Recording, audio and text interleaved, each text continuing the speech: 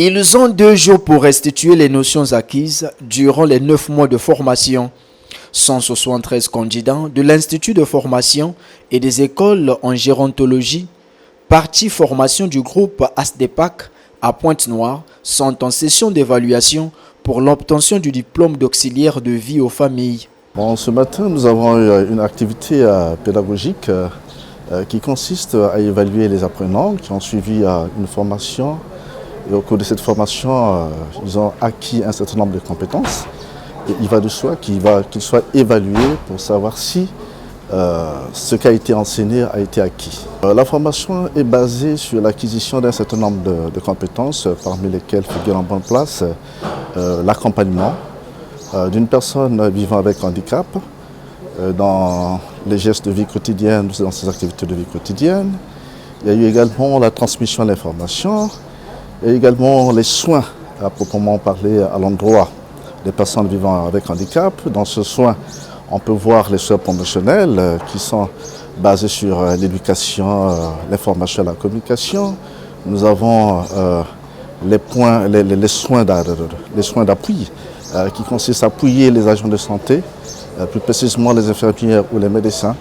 Nous avons aussi ce qu'on appelle par les soins préventifs qui consistent à prévenir un certain nombre d'handicaps. Il y a eu également les soins sur l'hygiène et l'environnement. Ces évaluations sont donc une valeur ajoutée à la formation. Et donc, par le passé, il n'y avait pas des évaluations et donc les candidats partaient comme ça sans un certificat. Alors qu'à l'issue de cette évaluation, cette fois-ci, ils seront détenteurs d'un certificat qui prouve à suffisance qu'ils ont bel et bien suivi une formation qui a été sanctionnée par une évaluation. Et bien entendu, cette évaluation va permettre au directeur de la formation qualifiante de mettre à la disposition de ceux-là qui sont défendus corps et âme à obtenir leur certificat dans les conditions normales. Ça va leur permettre effectivement de se défendre par rapport au certificat qu'ils auront. Auxiliaires de soins, les candidats sont plus que jamais enthousiastes. Le choix pour mon métier d'auxiliaire de soins, premièrement parce qu'il y a de l'humain dedans et il y a un besoin d'accomplissement lorsqu'on va aider les personnes vulnérables, c'est-à-dire les personnes âgées, les personnes vivant avec handicap et tout.